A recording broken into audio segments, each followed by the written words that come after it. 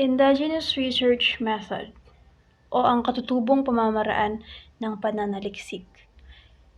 In this chapter, we will talk about the basic tenets and principle in an endogenous research method. We have the pakikiramdam, pakikipagkwentuhan, pagtatanong-tanong, ginabayang talakayan, pakikipanuluyan, nakikiugaling pagmamasid, pakapakapa, pagmumuni, at ang iskala ng mananaliksik by Enriquez and Santiago. First, we have the basic tenets and principle in endogenous research method. We have the pakikipagkwentuhan, panunuluyan, pagdadalaw-dalaw, pakikiramdam, at pakapakapa. The first tenet is the pakikipagkwentuhan. Pakikipagkwentuhan is an informal, free, as well as the social process of exchanging information, thoughts, and knowledge that is part of human daily activities. In this method, the researcher engages in a storytelling with an umpukan. While the panunuluyan, in this method, the researcher stays in the home of his kalahok or participants while he conducts research with consent by the host family, whose head serves as a tulay to an umpukan. The term tuloy, which is the root word of the term panunuluyan, literally means to go in. Pagdadalaw-dalaw. In this method, the researcher occasionally visits the house of his host or tulay as opposed to staying in the house. While the pakikiramdam is, in this method, the researcher uses entirely his or her own feelings or emotion to justify if his participants or kalahok are ready to be part of his research or not. While the other one is pakapakapa. In this approach, the researcher uses groping or a mixture of feelings as well as circumstances to justify his intrusion into the life of his or her participants or kalahok. The term kapa literally means to grope in the dark. For the Santiago Enriquez research model, magdi-discuss po dito yung scale of the researcher or iskala ng mananaliksik, scale of the relationship or interaction between the researcher and the researchee or iskala ng pagtutunguhan ng mananaliksik at kalahok, at yung levels of relationship or antas ng pakikipag-ugnayan or pakikipagkapwa. For the scale of the researcher or iskala ng mananaliksik, these are methods used by the researcher in generating data that are tried and tested and are culturally sensitive and appropriate in doing research with Filipinos.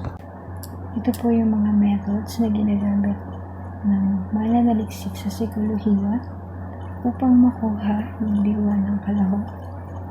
Itong mga methods na to, subok na sila na meron silang kakayahang lumikom ng mga impormasyon kinakailangan ng mga mananaliksik. For example, sa kulturang Pilipino, sa mga pag-uugali, at sa pang-araw-araw na pamumuhay ng mga Pilipino. Hinanay ng iskalang ito ang mga pamamaraan ng pananaliksik batay sa kung paano nakikipagsalamuha yung mga Pilipino sa araw-araw. Ang mga pamamaraan ng pananaliksik na tinutukoy ay ang pagmamasid, pakikiramdam, pagtatanong-tanong, pagsubok, pagdalaw-dalaw, pagmamatsyag, pagsubaybay, pakikialam, pakikilahok, at pakikisangkot. So, isinaayos po ito mula sa pinakasimple hanggang sa pinakamasalunod. Pagmamasid, ito po yung pagtingin-tingin or pagbabantay ng mananaliksik sa mga kilos o ginagawa ng kalahok as well as sa kung ano yung nangyayari at kung ano yung mga bagay na nangyayari sa lugar kung saan isinasagawa ang pananaliksik. Ang layunin po nito ay makakuha ng malalim na pag-unawa sa kalahok sa kung ano yung kanilang mga halaga, paniniwala, at kahit yung pamamaraan ng pamumuhay nila. Sa pakikiramdam, ginagamit dito yung damdamin at mga mata batay sa kung ano yung nararamdaman ng mananaliksik sa kanyang inoobserbahan. Sobrang importante ng pakikiramdam to the point na sa kahit na anong metodong gagamitin ng mananaliksik, dapat nandun siya. Kasi di ba po tayong mga Pilipino, hindi lang naman tayo nakikipag-communicate through words or hindi through actions din or through kahit sa expression lang ng mukha or tono ng pananalita. Kumbaga, the researcher should be sensitive enough para maramdaman niya or malaman niya if komportable pa ba yung kalahok sa kung ano yung sinasabi niya, sa kung ano yung tinatanong niya, or sa kung ano mismo yung ginagawa niya. Pagtatanong-tanong, ito'y pagtatanong hindi lang sa isang tao, ngunit sa iba't ibang tao, dahil layunin nitong kumuha ng impormasyon tungkol sa kasalukuyang sitwasyon o sa kung ano yung nangyayari at yung sa loobin niya mismo o sa loobin mismo ng pinagtatanungan upang makakuha ng impormasyon ng mananaliksik na makakatulong sa pag-uunawa niya sa kung ano yung pinag-aaralan niya. Pagsubok, maaari itong isagawa sa pamamagitan ng paggawa or pakikipag-usap. Ang sinusubukan dito ng mananaliksik or ng isang tao kung totoo ba or tama ba yung mga nabuo niyang kaalaman sa kanyang isipan tungkol sa kung ano yung pinagmamasdan. Pagdadalaw-dalaw, ito yung madalas na pagpunta at pakikipag-usap sa kalahok o sa lugar kung saan isinasagawa ang pananaliksik. Ginagawa nila ito upang makuha nila yung loob ng kalahok. Maging komportable siya to the point na hindi na siya mahihiya na i-express or sabihin kung ano yung nais niyang sabihin. Pagmamatsyag, ito ay pagsisikap o pag-aaral na maunawaan ang isang bagay sa pamamagitan ng masusi at malapitang pagmamasid. Pagsubaybay, ito naman yung pagmanman at panunood sa isang bagay o sa kilos ng kalahok or ng isang tao. Pakikialam, isa rin itong paraan ng pakikipagpalagayang loob. Hindi siya literal na pangingialam dahil pagtatanong-tanong din siya kunyari bakit or paghahanap ng sapat na paliwanag or dahilan dahil gusto niyang maintindihan yung kanyang kausap. Pagkikilahok, ito yung pagsang-ayon sa gawa, salita at kilos ng isang tao. Yung pakikisangkot is magagawa siya sa pamamagitan ng pagtira mismo sa lugar kung saan isinasagawa ang pananaliksik. Isin itong pamamaraan na ang ginagamit ay yung sarili niyang ideya o kung sa pagsagap ng kaalaman at karanasan. For the scale of relationship or interaction between the researcher and the researchee or iskala ng pagtutunguhan ng mananaliksik at kalahok. This is the level of interaction between the researcher and the researchee significantly determines the quality of data obtained. Dito, iminumungkahit maabot ang pakikipagpalagayang loob dahil sa ganung paraan lamang makakamit ang malalim at yung taos pusong sagot ng kalahok. The levels of relationship or antas ng pakikipag-ugnayan or pakikipagkapwa. There are 8 levels of interaction. It range from the relatively uninvolved civility of pakikitungo to the total sense of identification in pakikisa. It is divided into 2 categories, the ibang tao or outsider and the hindi ibang tao or one of us. For the ibang tao category, nandito yung pakikitungo, pakikisalamuha, pakikilahok, pakikibagay, at pakikisama. Sa hindi ibang tao category naman, nandito yung pakikipagpalagayang loob, pakikisangkot, at pakikisa. Sa pakikitungo at pakikisalamuha, ito ay pagsunod sa atas na mabuting asal ayon sa kaugalian sa pakikipagkapwa. Dito, pakikitunguhan ng researcher yung kalahok para magkaroon sila ng interaction. Sa pakikilahok at pakikibagay, ito yung pagsang-ayon sa mga kilos sa saloobin at salita ng isang tao sa kanyang kapwa. Sa pakikisama, yung researchers yung dapat and yung laging mag-a-adjust para sa kalahok. Because the kalahok should be treated as superior and kung hindi man, at least equal lang sila ng researchers. Hindi nila dapat maramdaman na kinakausap mo lang o kinakasama mo lang sila dahil may kailangan ka sa kanila. So since parang equal lang sila, pwede rin silang mag-ask ng questions as many as they want. Tapos, yung language ng kalahok should be the language of research at all times. Kasi dun lang nila totoong may express kung sino sila o yung sentiments nila, yung ideas nila, yung perceptions nila, and yung attitudes nila sa sarili nilang mother tongue. So, if hindi yun possible, pwede namang mag-ask ng help or assistance ng researchers if hindi sila marunong ng language ng kalahok. Sa hindi ibang tao kategory naman, sa pakikipagpalagayang loob, yung mga kilos, loobin at salita nila ay nagpapahiwatig na komportable at may tiwala sila sa isa't isa.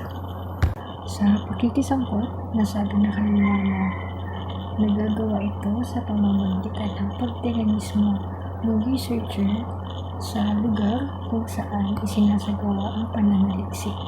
Sa pakikisa, based sa kilos, loobin at salita nila, malalaman at mararamdaman na meron na silang ganap at lugas na pagmamahal, pagkakaunawa at pagtanggap sa inyong mithi bilang sariling mithi din. Magandang buhay sa inyong lahat. Sa araw na ito ay aking tatalakayin ang dalawa sa metodo ng pananaliksik na ginagamit sa Sikolohiyang Pilipino. Isa na rito ang pakikipagkwentuhan. Ano nga ba ang pakikipagkwentuhan? Ito ay isang okasyon ng pagsasalita ng mga impormasyon at paniniwala sa buhay at yung mga karanasan nila. Ito rin ay isang informal at malayang pagtatalakayan. Ito rin ay nagagamit o ginagamit sa pang-araw-araw or in real life scenarios. Marami pa ang iba't ibang pamamaraan sa paggamit ng pananaliksik sa Sikolohiyang Pilipino. Meron tayong tinatawag na talakayan, pagtatanong-tanong, pakikipagkwentuhan, pagmamasid, at pakapakapa. Sa pakikipagkwentuhan ay merong pamamaraan o paglalathala ng mga procedures. Una na rito ay ang ginagawa ang pagdadalaw sa komunidad kung saan binibisita ng mga researcher ang lugar na yon at tinitingnan ang komunidad kung anong ganap sa lugar na yon. Pangalawa ay ang panunuluyan kung saan tumutuloy ang mga researchers sa mga bahay-bahay upang makihalubilo sa mga tao at magsimula ng kwento. Pangatlo ay ang pagkukwento o pagpapakilala sa sarili.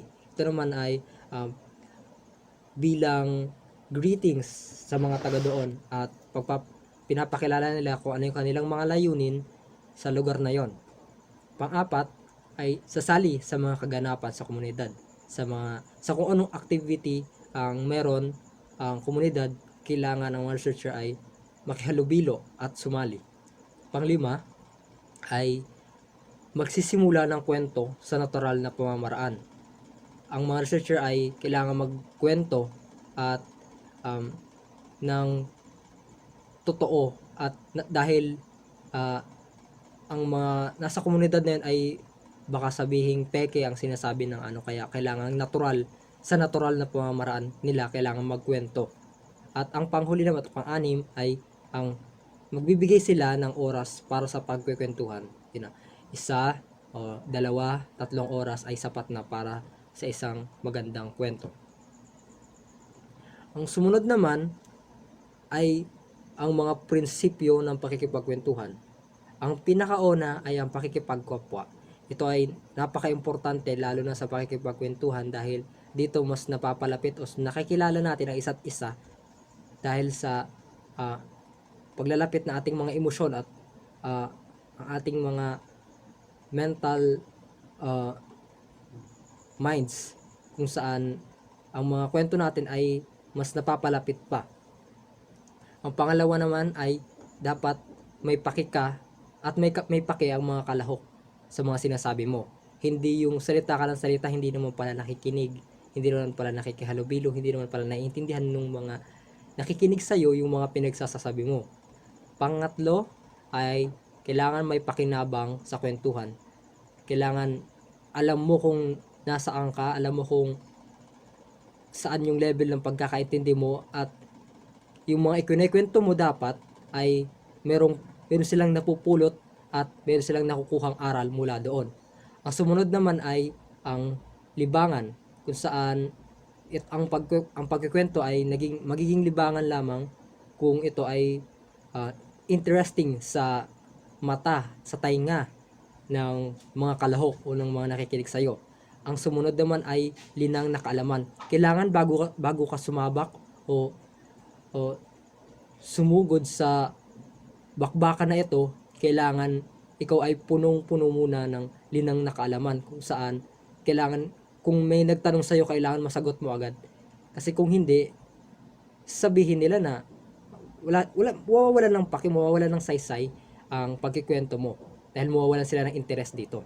Ang sunod naman ay lunas sa karamdaman. Halimbawa na lang sa mga bata, ang storytelling ay magiging lunas sa kanilang makaramdaman dahil dedepende rin ito sa kung paano mo ikikwento at kung paano mo isasaysay ang kwentong ibibigay mo.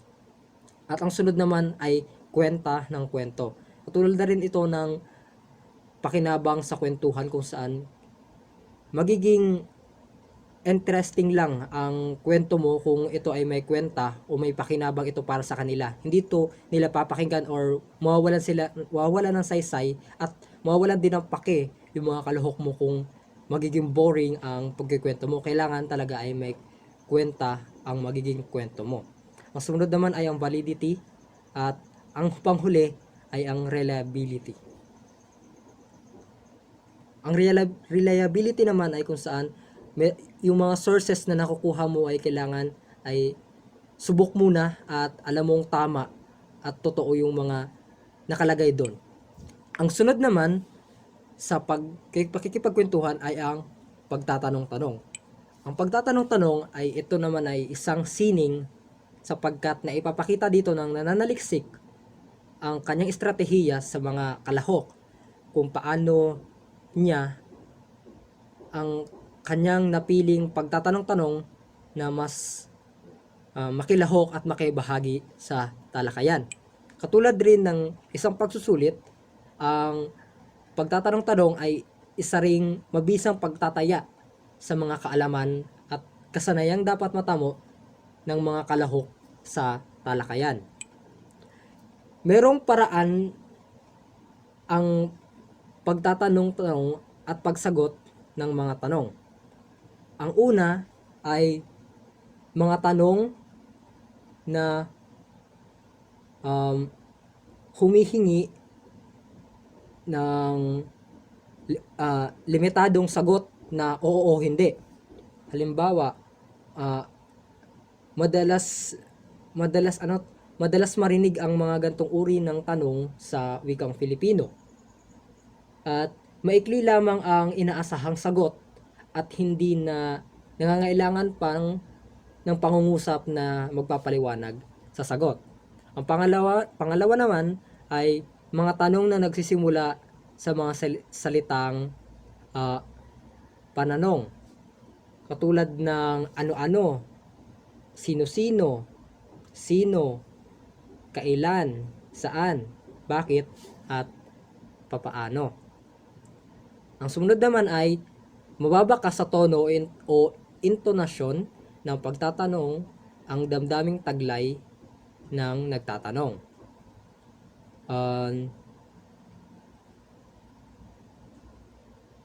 Dito naman ay ang may bigay kong halimbawa dito ay ang matututo kaya ang aso mula sa karanasan niyang ito? Ang sagot dito ay siguro or ewan ko. Ganun po. Ang sumunod naman ay ang mga aspeto na napapayaman ng pagtatanong. Ang una ay ang mga practical na tanong. Sa pagtatanong-tanong, kailangan maging practical tayo. Ito yung napapayaman na kapag bihasa ka na sa pagtatanong mo sa ibang tao, ang magiging practical na yung tanong mo na ibabato sa kanila. Pangalawa ay kailangan espekulatibo ka at pilosopikal. Pangatlo ay panandalian o tentatibo. At pang-apat, investigatibo. At panglima, disiplinal. So, yun lamang po ang sa dalawa sa metodong pananaliksik na ginagamit sa Psikolohiyang Pilipino. Maraming salamat.